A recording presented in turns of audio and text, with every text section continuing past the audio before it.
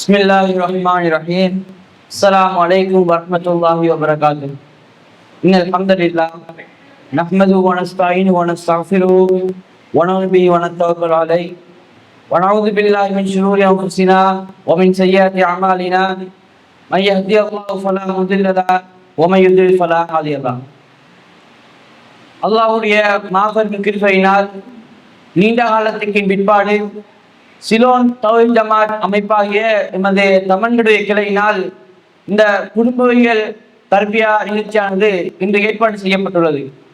இந்நிகழ்வு எந்த நோக்கத்திற்காக ஏற்பாடு செய்யப்பட்டுள்ளது, காலத்தின் நிர்பந்தத்தின் அடிப்படையிலே இந்த நிகழ்வு எதற்காக ஏற்பாடு செய்யப்பட்டுள்ளது என்பதை சுருக்கமாக தொகுத்து வழங்குவதற்காக தலைமையுரையை உரையாற்ற சகோதரி ஏஎன்எம் நசீஃபா அவர்களை அன்புடன் அழைக்கிறேன். أعوذ بالله من الشيطان الرجيم بسم الله الرحمن الرحيم السلام عليكم ورحمة الله وبركاته إن الحمد لله نحمده ونستعينه ونستغفره ونعوذ بالله من شرور أنفسنا وسيئات أعمالنا من يهده الله فلا مضل له ومن يضلل فلا هادي له أشهد أن لا إله إلا الله وحده لا شريك له وأشهد أن محمدا عبده ورسوله أما بعد فقد قال الله تعالى في القرآن الكريم يا أيها الناس اتقوا ربكم الذي خلقكم من نفس واحدة وخلق منها زوجها وبث منهما رجالا كثيرا ونساء واتقوا الله الذي تساءلون به والأرحام إن الله كان عليكم رقيبا إن أصدق الحديث كتاب الله وأحسن الهدي هدي محمد صلى الله عليه وسلم وشر الأمور محدثاتها وكل محدثة بدعة وكل بدعة ضلالة وكل ضلالة في النار أما بعد வார்த்தைகளில் சிறந்தது அல்லாஹ்வுடைய வார்த்தை என்றும் வழிகாட்டுதல்களில் மிகச் சிறந்தது முஹம்மது நபி ஸல்லல்லாஹு அலைஹி வஸல்லம் அவர்களின் வழிகாட்டுதல் என்றும் காரியங்களில் மிக கெட்டது மார்க்கத்தில் புதிதாக உருவாக்கப்படுபவை புதிய நூதனங்கள் அனைத்தும் வழிகேடு எம்மை அருகில் கொண்டு சேர்க்கும் என்று நபிகளார் தனக்கு ஒவ்வொரு உரையிலும் ஞாபகப்படுத்தியது உங்களுக்கும் எனக்கும் ஞாபகப்படுத்தியவளாக எனது உரையை ஆரம்பம் செய்கிறேன். எல்லாமல் அல்லாஹ்வின் நல்லடியார்களே, தாய்மார்களே, சகோதர சகோதரிகளே, இன்றே இந்த பொழுதை, இந்த குடும்பவியல் தர்பியாவை நாம் ஒரு சாதாரண பொழுதாக எடுத்துக்கொள்ளக்கூடாது. இன்று பல கோடி முஸ்லிம்கள் வழிகேட்டின் பக்கமும் அனாச்சாரங்களின் பக்கமும் அலைந்து திரிந்து தேடி திரிந்து சென்று கொண்டிருக்கும் போது எம்மை நல்வழியில் செலுத்த நாடிய இறைவன் எமக்காக இந்த பொழுதை அருள் செய்த எம்மை நேர்வழியின் பக்கம் எடுத்துச் செல்வதற்காக இந்த பொழுதை எமக்கு தந்துள்ளான். அல் குர்ஆனிலே 66வது அத்தியாயம் 6வது வசனத்திலே இறைவன் கூறுகின்றான், யா அய்யுஹல்லதீன ஆமனூ, நம்பிக்கை கொண்டவர்களே, கு ஆன்ஃபுஸிக்கும் வஅஹ்லீக்கும் நாரா, உங்களையும் உங்கள் குடும்பத்தாரையும் நரகை விட்டும் காத்துக்கொள்ளுங்கள். அதாவது நம்பிக்கை கொண்ட முஸ்லிம்களை மட்டும் இறைவன் சாடவில்லை, நம்பிக்கை கொண்ட ஆண்களை மட்டும் இறைவன் சாடவில்லை, குடும்பமாக தன்னுடைய அடியார்கள் சுவனம் செல்ல வேண்டும் என்பதுதான் ஏக இறைவன் அருளற்ற அருளாளனின் அன்பும் அருட்கொடையும் நாட்டவுமாகும். ஆகவே இந்த குடும்பவியல் மாநாட்டிலே ஒன்று கூடியிருக்கின்ற நாம் இந்த குடும்பவியல் தர்பியா முடிவடைந்து செல்லும் போது எமது குடும்பவியலிலும் சரி, எமது மார்க்க அறிவிலும் சரி சிறிதொரு மாற்றம் வர வேண்டும் என்ற நியத்தோடும் இந்த குடும்பவியல் தர்பியாவில் அமர்ந்து பயன்பெற்று செல்வோமாக. ஒரு இஸ்லாமிய குடும்பம் என்பது அதன் அடிப்படை அத்திவாரமாக தௌஹீத் இருக்க வேண்டும். தௌஹீத்வாதிகளை தௌஹீத் என்று சொல்வதற்கும் பயந்து தௌ என்ற ஒற்றை வார்த்தையின் மூலம் என்னை குறிப்பிடும் போது தௌஹீத் என்பது லா இலாஹ இல்லல்லாஹ் முஹம்மது ரசூலுல்லாஹ் என்ற ஓரிரை கலிமா என்பதை மறந்து வாழ்கின்றது சமுதாயம். நாமும் கூட இந்த வார்த்தையில் மட்டுமே வாழ்ந்து வாழ்க்கையில் எடுக்க சற்று தயங்கித்தான் இப்போது இருக்கின்றோம். லா இலாஹ இல்லல்லாஹ் என்பதன் அர்த்தம் என்னை படைத்தவன், என்னை பரிபாலிப்பவன், எனக்கு படியளிப்பவன், என் கஷ்டங்கள் நஷ்டங்கள் அனைத்திலும் என்னை பார்த்து எனது பிறரை கரப்புக்கு நெருக்கமாக இருக்கின்ற என் ரப்புல்லா என்பதை உறுதியாக ஏற்ற முஸ்லிம்கள் நாம். அந்த வாக்குறுதியின் பின்னர் தான் நாம் படைக்கப்பட்டோம். ஆனால் அந்த வந்த வாக்குறுதி, வந்த நோக்கம், வாழ்வின் நோக்கம் மறந்து இந்த உலகத்தின் மாயத்தின் பக்கம் சென்று கொண்டிருக்கின்றோம். ஒரு குடும்பத்தை எடுத்துக்கொண்டோம் என்றால் அந்த குடும்பத்தின் ஆணிவர் இதயம் ஒரு பெண், ஒரு தாய். அந்த தாய் சரியாக அமைந்து விட்டால், அந்த தாயின் மார்க்கம் சரியாக அமைந்து விட்டால் அவள் அந்த சமூகத்துக்கு பரிசளிக்கும் அந்த குழந்தைகள், அந்த பிள்ளைகள் சமூகத்திற்கு சிறந்த ஒரு எதிர்காலத்தை, சிறந்த ஒரு அன்பளிப்பை பிள்ளைகள் வழங்குவார்கள்.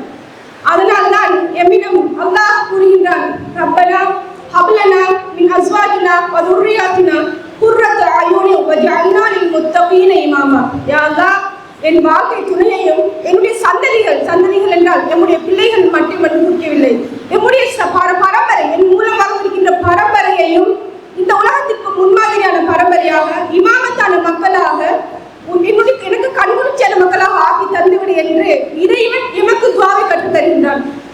அதனால்தான் ஒரு ஆண் தனக்குரிய மனைவியை தனக்குரிய துணைவியை தேடும் போது ஒரு பெண் 4 விடயங்களுக்காக விரும்பப்படுகின்றார். முதலாவது அழகு, இரண்டாவது அவனுடைய குடும்பம் பாரம்பரியம், அடுத்தது சொத்து, 4வது தீன்.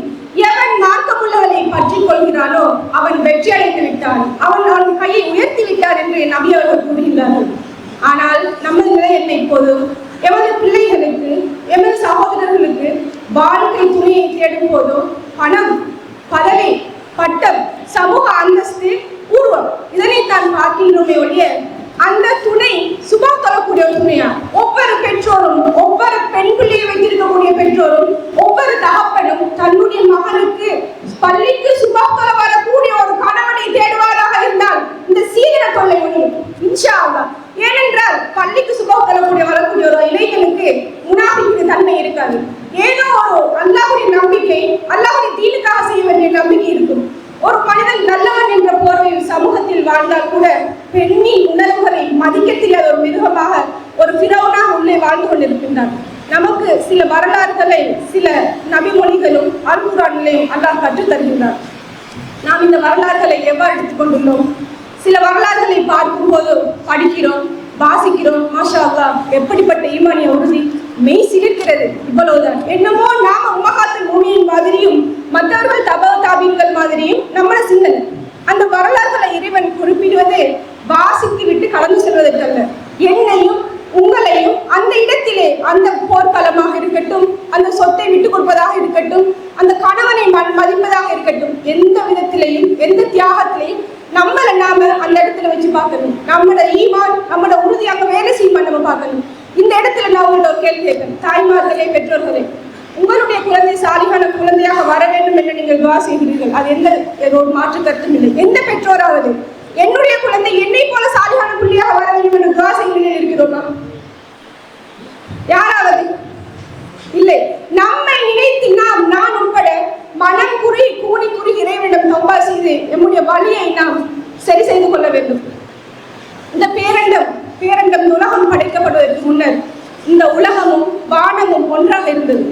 பேரண்ட வெடிப்பு கொள்கையின் பின்னர் தான் இந்த உலகம் படைக்கப்பட்டதாக அல்குர்ஆனிலே 1400 வருடங்களுக்கு முன்னர் அல்லாஹ் சொல்லிவிட்டார். அதனை இன்றைய விஞ்ஞானமும் உறுதி செய்துள்ளது. அதுபோல இலங்கையின் ஒரு வெடிப்பு கொள்கைக்கு முன்னர் நாமும் கொள்கையும் பின்னி பிணைந்து ஊறி போயிருந்தோம். வெடிப்பு கொள்கையின் பின்னர் ஒரு நீண்ட இடைவெளியின் பின்னர் தான் இந்த குடும்பவியல் தர்பியாவை இந்த பிரதேசத்தில் ஏற்பாடு செய்யப்பட்டிருக்கின்றது. இதற்கான காரணம் என்ன? நம்முடைய பிடரி நரம்புடன் இணைந்திருக்கின்ற இறைவனை மறந்து, எம்மை ஒருத்தன் பார்த்து கொண்டிருக்கான் என்பதை மறந்து, சிஐடிக்கும் போலீசுக்கும் பயந்து தௌஹீத் என்ற ஒரு பெயரையே சொல்லி லேபல்வாதிகளாக இருந்தேன் பலர் எம்முடன் இல்லை. காரணம் என்ற தௌஹீத் என்ற பெயரை சொன்னால் சமூகத்தில் ஒதுக்கப்படும். ஆம், ஒதுக்கப்பட்டால் தான் அது சத்தியம். சத்தியம் என்பது ஒரு நாளும் சொல்லோடு கேட்கப்படாது. இதனை எடுத்து எதிர்பார்த்திருந்தால், இந்த சமூகத்தின் ஒற்றுமையை, இந்த சமூகத்தின் நேசத்தை எதிர்பார்த்திருந்தால் இந்த சத்திய மார்க்கம் எமக்கு இன்று கிடைத்திருக்காது. ஓட விரட்டினாலும் ஓங்கி ஒளியாக என்னுடைய ஓடனை கொள்கை என்று எதிர்த்து போராட வேண்டிய நிலைமை இப்போது நமக்கு வந்திருக்கின்றது. நம்முடைய பிள்ளைகள் ஒரு சவாலான எதிர்காலம், ஒரு சவாலான ஒரு சமூகத்தை எதிர்நோக்கி இருக்கிறார்கள். 17 வயது பொடியன், 17 வயது இளைஞன் ஒரு தகப்பனாக தனது குழந்தையை வீசி எறியும் நிலைமைக்கு இன்றைய சமுதாயம் தள்ளப்பட்டிருக்கின்றது. இந்த பிரதேசத்தில் ஆண்கள் வேறொரிடம், பெண்கள் வேறொரிடம்.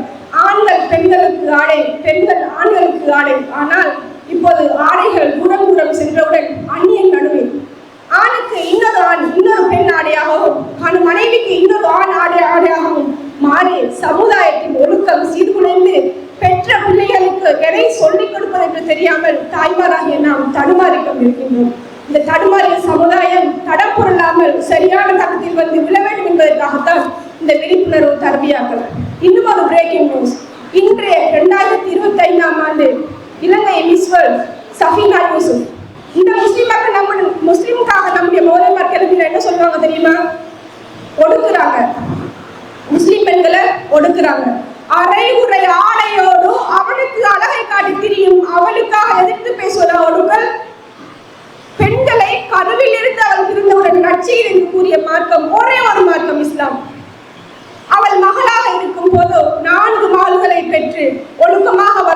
தந்தைக்கு சொர்க்கம், அதுவும் அவளுக்கு நற்செய்தி. மனைவியாக இருக்கும் போது ரசூலுல்லாஹ் சொல்கிறார்கள், இந்த உலகம் முழுக்க, இந்த உலகம் பார்க்க பார்க்க சந்தோஷங்களும் சுகங்களும் தருகின்ற ஒரு சொத்து. ஆனால் அந்த சொத்திலேயே மிகச் சிறந்த சொத்து நல்லொழுக்கம் உள்ள மார்க்கம் உள்ள மனைவி. மனைவியாக இருக்கும் போது அவளுக்கு சிறப்பு, தாயாக இருக்கும் போது உறவாட மிகவும் தகுதியானவள் அவள். இப்படி பெண்களின் ஒவ்வொரு இடத்திலும் பெண்களை மகத்துவமானவளாக சிறப்பித்து சிறப்பித்து செல்கின்ற மார்க்கம் பெண்களுக்கு தந்த அதிசிறந்த சிறப்பு தான் இந்த ஹிஜாப். நாங்கள் பெருமையோடு போட்டுக் கொண்டிருக்கின்ற இந்த ஹிஜாப், இந்த ஹிஜாபை தூக்கி வீசக்கூடிய எம்முடைய பெண்கள், இந்த ஹிஜாபை போட்டு மாட்டக்கூடிய மேற்கத்திய பெண்கள். மைக்கேல் ஜாக்சன் நம் அனைவரும் அறிந்த ஒரு பொப்பாடகர், அவருடைய தங்கை இந்த ஹிஜாப் ஒன்றுக்காக இஸ்லாத்தை ஏற்றிக் கொண்டிருக்கிறார். ஒரு மேலத்தைய அமெரிக்க கவர்ச்சி நடிகை, கவர்ச்சி நடிகை என்றால் நம்முடைய தமிழ் சினிமாவிலே பார்க்கும் கவர்ச்சி, சின்ன சின்ன கவர்ச்சிகள் அல்ல, மேலத்தைய கவர்ச்சி நடிகை. அவளுக்கு தெரியும் ஆடை குறைப்பு எவ்வளவு அசிங்கம் என்று. அவள் அந்த பெண்மணி இந்த கவர்ச்சி எனக்கு நிம்மதியை தரவில்லை, இந்த ஹிஜாப் மார்க்கத்தை படிக்கும் இந்த ஹிஜாப் அவளுக்கு நிம்மதியை கொடுத்தது. அந்த ஹிஜாபுக்காக இஸ்லாத்தை ஏற்று இன்று இஸ்லாமிய நெறிப்படியில் வாழ்ந்து கொண்டிருக்கிறார் அந்த பெண்மணி. ஆகவே இன்றைக்கு நம்மட உமாமா, நம்மட பெண்கள் வெளிப்படுத்தல வேண்டும். நம்ம கொள்கைவாதிகள் லேபிள் போட்டு இருக்கிறோமே, நம்மட பிள்ளைகள் அரைகுறையாக இஸ்லாம் என்ற பேர்ல, ஹிஜாப் என்ற பேர்ல உங்கள் முக்காடுகளை உங்கள் மார்பின் மீது போட்டுக் கொள்ளுங்கள் என்று அல்லாஹ்வுடைய கட்டளை இறைவன் இறங்கி இருக்கும் போது ஒரு மகள் அரைகுறை ஆடோடு வெளியில் வரும்போது பாப்பா சொல்ல, மகள் போய் மாத்துங்க, சோழ ஒழுங்கா சுத்திட்டு வாங்க. பாப்பா அப்படின்னு சொன்னாலும் மாமா என்ன சொல்லுவாங்க, பாப்பாக்கு ஃபேஷன் தெரியாது. இந்த உலகத்துக்கு ஃபேஷனை காட்டி கொடுத்தது முஸ்லிம்கள், இஸ்லாம். ஒரு பட்டப்படிப்பு முடித்துவிட்டு கன்வகேஷன் பட்டப்படிப்பு விழாவுக்கு சென்றால் அந்நியவர்கள் அரைகுறை ஆடோடு வந்தாலும் க்ளோக் என்ற ஒரு வகையான போர்வை ஒரு கோட், அதை உடம்புக்கு கணக்காக அடிக்க முடியாது, பெரிதாகத்தான் இருக்கும். அதை அணிந்து நீ பட்டம் வாங்குவதுதான் கௌரவம் என்று அவர்களை அறியாமல் உடலை மூடினால் தான் கல்விக்கு கௌரவம் என்று அந்நிய சமுதாயம் ஏற்றுக்கொள்கின்றது. நாம் ஃபேஷன் என்ற பெயரில் ஆடைகளை குறைத்து வருகின்றோம். ஆகவே பெண்களே, இந்த நிலை மாற வேண்டும். நாம் நம்மை கேள்வி கேட்டுக்கொள்ள வேண்டும். சோசியல் மீடியாவின் அந்த ரீல்ஸில் மயங்கி ரியாலிட்டியான வாழ்க்கையை மறந்து வாழ்ந்து கொண்டிருக்கின்றோம். இரத்தமும் சதையுமாக துடிக்கி துடிக்கிறவருக்கு உழைத்து தருகின்ற கணவனை மறந்து ரீல்ஸில் அவர்கள் வாழ்ந்து காட்டுகின்ற வாழ்க்கையை போல வாழ்க்கையை தேடி தேடி தனக்கு அமைந்த நல்ல வாழ்க்கைகளை தொலைத்த பெண்கள் அதிகம் நம்முடைய சமுதாயம். நான் வேற்று சமுதாயத்தை பற்றி பேசவில்லை, நம்முடைய சமுதாயம். இன்று நாம் வாழ்ந்து கொண்டிருக்கக்கூடிய பிரதேசத்தில் வாழ்கின்ற சமுதாயம் இன்று நல்ல வாழ்க்கையை தொலைத்து நாசமாக போன வாழ்க்கையை தேடிக்கொண்டிருக்கின்றது. இந்த சோசியல் மீடியாவில் ஃபேஸ்புக்ல ஒரு அக்கௌண்ட் நல்ல பேர்ல, பல அக்கௌண்ட் ஃபேக் அக்கௌண்ட்ல தேவையில்லாத கமெண்ட்ஸ் போடுறது, தேவையில்லாத உங்களுக்கு பிரச்சனைன்றது, அவனை பார்த்து நம்ம பிள்ளைகள் ஹீரோ அவன் தான் சொல்லி அவனை பிடிக்க போறது. ஏன் இந்த பிள்ளைகளுக்கு பிறந்த உடனே அல்லாஹ் சுடுவான் என்று சொல்லிக் கொடுக்க வேண்டாம்? அல்லாஹ் அன்பானவன், அளவற்ற அருளாளன், ஈரில்லா பெறக்கூடியவன். நீங்க என்ன கேட்டாலும் அல்லாஹ் கிட்ட கேட்கணும். நீங்க கேட்கறது உங்களுக்கு தடுக்கப்படுதா, அதுல உங்களுக்கு நலவுள்ள மகன் அல்லாஹ் உங்களுக்கு தாரான அதை எல்லைக்குள்ள அந்த வரையறைக்குள்ள நீங்க அனுபவிச்சுக்கோங்க. ஹலாலானதை மட்டும் எடுத்துக்கோங்க. மார்க்கத்தை பேசுறதுக்கு எங்கேயும் தயங்கி நிற்காதீங்க. மகனுக்கு பிள்ளைகளுக்கு உறுதிப்பாட்டை தாயும் தகப்பனும் சொல்லிக் கொடுக்க வேண்டும். நாம் இன்று பயந்து நிற்கின்றோம். ஸ்கூல்ல டீச்சர் ஒதுக்கிடுவாங்க, மார்க்ஸை குறைச்சிடுவாங்க, சேர் பேச மாட்டாரு, பிள்ளை பேசுவாங்க. ஏசுத்தான் செய்வார்கள், நேசினார்கள், ஒதுக்கினார்கள், ஒதுக்கி ஒதுக்கி ஓங்கி சமுதாயம் நாம் இன்று அவனுக்கும் இவனுக்கும் பயந்து ஒதுக்கி விட்டோம். மீண்டும் வெல்ல வேண்டும், உயிர்களை போட வேண்டும். இன்ஷா அல்லாஹ் இந்த உறுதி இதயத்தில் ஆழமாக பதிய வேண்டும் என்பதற்காகத்தான் இந்த முன்மொழியல் தர்பியா. ஒவ்வொருவரும் அடுத்தவனை பார்க்காதீர்கள். ஒவ்வொருவரும் எமக்குள்ளும் எப்படி நாம் சுய விசாரணை செய்து கொள்ள வேண்டும். காலை எடுத்ததிலிருந்து பிள்ளைகள், பிறந்த பிள்ளைகள் 2 வயது வரை தனது தாயையும் தந்தையும் எந்த வடிவத்தில் பார்க்கிறார்களோ வளர்ந்த பிறகு அது அவர்களிடம் வெளிப்பட வேண்டும். நீங்க பிள்ளைகிட்ட கூப்பிட்டு தகத்திய தொழுவன் சொல்லுவாங்க, 4 மணிக்கு 2 பேரும் எழுப்பி தொழுத வாயில தொழுதுட்டு உமாவும் பாப்பாவும் அன்பா பேசணும். கணவனுக்கு மனைவியும் மனைவிக்கு கணவனும் நேரம் ஒதுக்க வேண்டும். இப்ப அது இல்லை, நம்ம ரொம்ப பிஸி. பிள்ளைகள் வளர்க்கணும், கிளாஸுக்கு போகணும், கிளாஸுக்கு அனுப்பணும், சமைக்கணும். போய் யாரும் பிஸி கிடையாது. நம்மளை விட நமக்கு முன்னே நம்ம தாய்மார் பிஸியாக இருந்திருப்பார்கள். அதுதான் உண்மை. 10-12 பிள்ளைகள் அவர்களுக்கு பணியை செய்ய வேண்டும். கணவனுக்கு மிகவும் குறையாது பயந்து பணியை செய்த சமுதாயம். அவர்களை விட பிஸியான சமுதாயம் சஹாபிய பெண்கள். நம்மளை போல மிஷின் இருந்துச்சு அவங்களுக்கு. ஐயாவதான் எல்லாம் நடைபயணம் உட்பட அவர்கள் ஹிஜ்ரத் சென்றது உட்பட நிறைமாத கற்பிணி அஸ்மா ரலியல்லாஹு தஆலா அன்ஹா அவர்கள் கூட நிறைமாத கற்பிணியாக இருந்தபோது ஹிஜ்ரத் சென்றார்கள். ஏன் அந்த தியாகம்? இஸ்லாம் என்று வந்து விட்டால் இந்த உலகம் என்ன சும்மா அற்பம். இன்றைக்கும் நான் அவர்களை பற்றி பேசுகிறேன் என்றால் அவர்கள் சில தியாகத்தின் உச்சமண்டலம். அந்த ஈமான் வருமா? சோசியல் மீடியாவை நோண்டுறது, வாட்ஸ்அப் குரூப்ல நோண்டுறது, அவள் எப்படி கல்யாணம் முடிச்சா, இவன் எப்படி கல்யாணம் முடிச்சான், இதுக்குத்தான் நமக்கு நேரம் இருக்கிறதே ஒழிய மார்க்கத்தை பற்றி தேடுறதுக்கு நேரம் இல்லை. இந்த குடும்பவியல் காப்பியா இல்லாவிட்டாலும் சோசியல் மீடியா யூடியூப்ல பல வகையான பயான்கள் நிரம்பி கிடைக்கின்றன.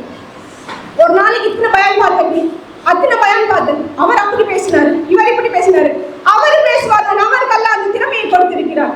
அதனால் தான் சூரா அல்-கஹ்ஃபிலே ஒரு இளைஞர் கூட்டம், அந்த இளைஞர் கூட்டத்திற்கு அவர்கள் வாழ்கின்ற காலத்தில் தூதர்கள் இருக்கவில்லை, அவர்கள் தூதர்கள் இல்லை, நபிவாதம் இல்லை, சாதாரண எம்மை போல வாழ்கிற ஒரு இளைஞர் கூட்டம் தங்களுடைய ஈமானை தங்களுடைய மார்க்கத்தை பாதுகாத்துக் கொள்வதற்காக ஒரு குகையை நோக்கி ஒதுங்குகிறார்கள்.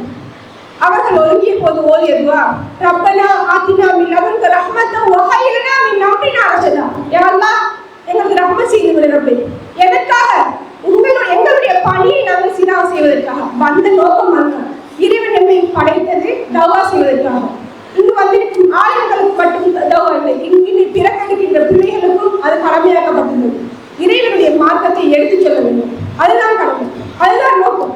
அந்த மார்க்கத்தை எடுத்து சொல்றதுக்கு நமக்கு அல்லாஹ் அருள் இருக்க வேண்டும். நமக்கெல்லாம் இருக்கலாம்.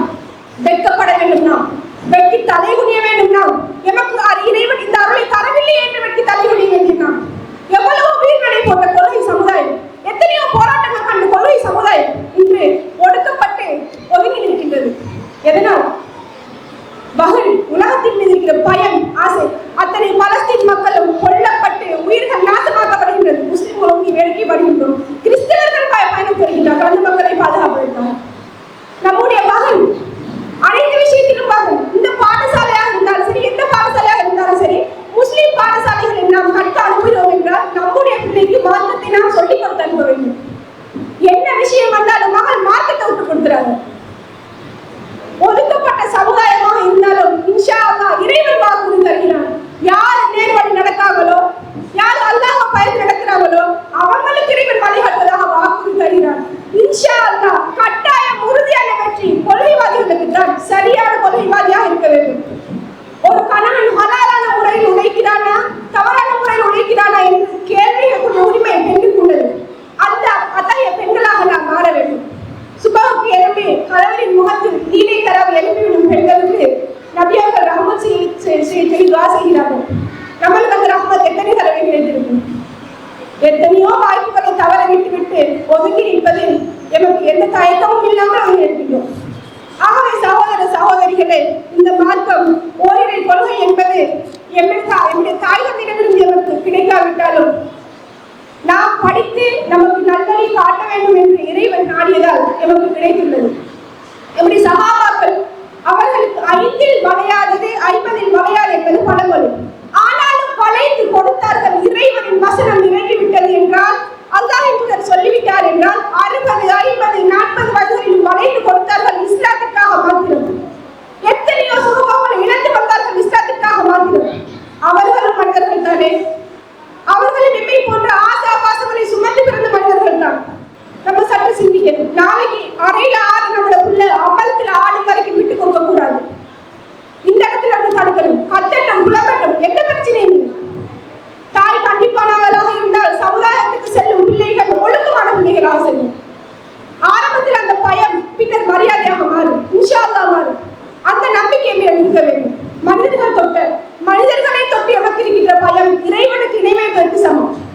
தண்டனை வழங்கக்கூடிய இறைவன் மட்டும்தான். மனிதன் ஒதுக்கலாம், எவ்வளவுதான் தண்டனை வழங்கினாலும் இந்த உலகம் இல்லாவிட்டாலும் மறுமை நமக்கு கிடைக்கும் என்ற உறுதி இருக்க வேண்டும். எனவே சகோதர சகோதரிகளே, பொருளாதார பிரச்சனைகள் ஏற்படும் போதுதான் நமக்கு அதிக பயம் வருகின்றது. இந்த நிலைகளில் அப்படி ஒழுங்குவோமோ, பழைய நிலைக்கு பெய்திருவோமோ, பழைய மாதிரி சோறு தண்ணி இல்லாமல் பெய்திருவோம், கஷ்டப்பட்டுவோமோ. அப்படித்தான் அல்லாஹ் நம்முடைய கலாம் எழுதியிருந்தால் அல்லாஹ் மீது ஏற்றுக்கொள்ள வேண்டும், அல்லாஹ்வை கொண்டு ஏற்றுக்கொள்ள வேண்டும். அதற்கு பயந்து ஹராமான வழிகளை தேடிக்கொள்ளக்கூடாது. சினிமா படங்களில் வருவதை போல் ஒரு பாடல்களில் முன்னேறுபவர் யாரும் இல்லை. அந்த மாதிரியான முன்னேற்றங்கள்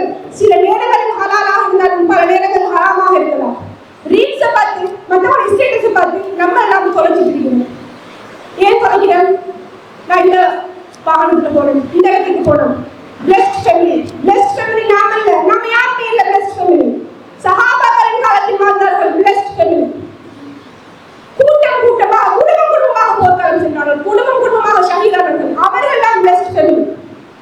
இன்னைக்கு எத்தனை பேர் நாம் கூட்டம் குடும்பமாக வந்திருக்கின்றோம், குடும்பம் குடும்பமாக வந்திருக்கின்றோம். ஏன் இப்படி ஒரு லீவ் நாளை பார்த்து இப்படி நிகழ்ச்சி ஏற்பாடு செய்ய வேண்டும்? வரமாட்டோம். பிள்ளைகளுக்கு ஸ்கூல் லீவ் இல்ல, இடப்பெயர்ச்சி லீவ் இல்ல, கடை திறக்கணும் லீவ் இல்ல, மார்க்கெட்டுக்கு முன்னுரிமை இல்லை. இங்க தெரியணும், பிள்ளைகளுக்கு தெரியணும். நாம் பிறப்பதற்கு எத்தனையோ வருடங்களுக்கு முன்பே இறைவன் நமக்குரிய தீனையும் எழுதுகிறார். இந்த உலகம் மனிதர்களுக்கு சிறைவாசல் இறைவன் நமக்கு எழுதியிருக்கின்றார். நம்ம ஜஸ்ட் சிறைவாசல் வாசலுக்கு போறோம். சிறைகள் இறங்குவாங்க. ஒரு வகையான சிறையில அதிகமான தண்டனைகள் இருக்கு, ஆனா இடம் இருக்கும், சாப்பாடும் இருக்கும். அதே மாதிரி நமக்கு இதான் இடம், இதான் சாப்பாடு, இவ்வளவுதான் வாகனம், இவ்வளவுதான் பிள்ளைங்க நல்லா எழுதி அனுப்பி வச்சிருக்காங்க. அதை மறந்துக்கிறோம். நீ அப்படி எழுதிருக்கிறான் தெரிவிக்கிறீங்க. என்ன வாழ்க்கை, எதை நோக்கிய பயணம்? ஓடி ஓடி ஓடி ஓடி கலைத்து ஒடுங்கிய பின்னர் வளர்த்து பெற்று வளர்த்த பிள்ளை பார்க்காது. ஏன் மாற்றவில்லையை பார்க்கறதுக்கு? பிள்ளை அல்லாஹ்வுக்கு பயந்த பிள்ளையா இருந்தா குர்ஆனை சேர்த்தெடுக்கிற பிள்ளையாக இருக்குமானால் என்னுடைய கதையை நான் கவனித்துக் கொள்ள வேண்டும். அவர்களுடைய சொந்தம் என்ற அந்த பிள்ளை ஏற்படும். என்ன பிள்ளைக்கு இந்த தியாகம் செஞ்சேன், என்ன மனைவிக்கு இந்த தியாகம் செஞ்சேன், எங்க வாப்பாக்காக இதை இழந்தேன், உமாவுக்காக இதை இழந்தேன். எல்லாத்தையும் நம்ம உலகத்துல பெருக்கி பெருக்கி பெருக்கி நம்முடைய மறுமை வாழ்க்கையை பூச்சி தர பெருக்கி வச்சுட்டு இருக்கோம். இன்றைய பொழுதும் இந்த பொழுதில் நாம் முடிவடைந்து செல்லும் போதும் எம்முடைய ஈமானிலே ஒரு உறுதி வர வேண்டும், ஒரு மாற்றம் வர வேண்டும். வெறுமனே பேச்சாளர்களின் பேச்சு திறமையை அளவில் நாம் இங்கு வர வேண்டும். நாம் ஒவ்வொருவரும் திருந்த வேண்டும். ஒவ்வொருவரும் புதிய ஒரு குடும்பத்தை உருவாக்கி சமூகத்துக்கு பரிசளிக்க வேண்டும். இது போல ஒவ்வொரு மாதமும் எமக்காக, பெண்களுக்காக, பெண்களின் மார்புரிமைகளுக்காக நாம் குரல் கொடுக்க வேண்டும். ஒரு ஜும்மாவுக்கு பின்வர வேலையில் நமக்கு ஞாபகப்படுத்தினாங்க, ஜும்மாவுடைய நாள்ல ஏன் பெண்கள் சொல்லுவார்கள்? கோரிக்கை வச்சோமா, தலைமைக்கிட்ட கோரிக்கை வச்சோமா? நாம் யாராவது தமன்கான லேடிஸ் விங்ஸ் ஒரு குரூப் இருக்கு, அவங்க அமைதிப்படும் 4 ஏப்ரல் நானும் இருக்கிறது. யாருமே எதுவும் பேச மாட்டாங்க. பேசாததுக்கு காரணம் ஒன்று எல்லாமே தெரிஞ்சு முக்தி அடைந்த நிலையா இருக்குது. 2வது பேச தெரியாம இருக்குது. 3வது பயம். இதுல என்ன காரணம்? நம்ம கேள்வி கேட்டுக்கோம். இனிமேல் அந்த படை இயங்க வேண்டும். எப்படி நன்மைகளுக்கு நாம் மாற்றத்தை எடுத்து சொல்ல வேண்டும். மற்றவர்களை பத்தி பேசுற பிரச்சனையை விடுவோம். நம்முடைய நம்பி அடுத்த பயானுக்கு வரக்குள்ள நம்மளோட சின்ன பிள்ளைசரி கூடுதலாக நம்ம கூட்டிட்டு வரணும். அந்த நீயத்தை நம்ம வைக்கணும். ஆட்சியத்துக்கு கிடையாது இந்த மார்க்கம். இந்த சமுதாயம் திருத்த வேண்டும். இந்த சமுதாயம் திருத்தினால்தான் என்னுடைய குழந்தையும் பாதுகாப்பாக போய் அந்த சமூகத்தில் வாழும். என்னுடைய பிள்ளைக்காக மட்டும் நான் துவா செய்யக்கூடாது. என்னுடைய பிள்ளைகளுக்காக, பிள்ளையுடன் வாழ்கின்ற பழகுகின்ற மற்ற பிள்ளைகளுக்காக துவா செய்ய வேண்டும். ஏனென்றால் என்னுடைய குழந்தை போய் அந்த குழந்தையுடன் தான் பழகும். அது சீராகிவிட்டால் பயமெல்லாம் அப்படியே இருக்கலாம். இன்னைக்கு நிறைய பேர் வெளிநாட்டுக்கு போறவங்க சொல்ற காரணம் இந்த சமுதாயம் செல்ல, சூழல் செல்ல, பிள்ளைகளை பாதுகாப்பா வளர்க்க போகணும். சரி, பிள்ளைகளை பாதுகாப்பா வளர்க்க யார் வாழணும்? நீங்க பாதுகாப்பா வளர்க்குறீங்க, பிள்ளைய வளர்த்து கூட்டதவங்க அரபியன் ஸ்டைல வாழ்றதுல அரபியோட கொடுத்துருமா கிடையாது. இங்க இருக்கிற பிள்ளைகளை விட அங்க இருந்து வாரப்படுகிற கலாச்சாரம் 0 இருக்கு.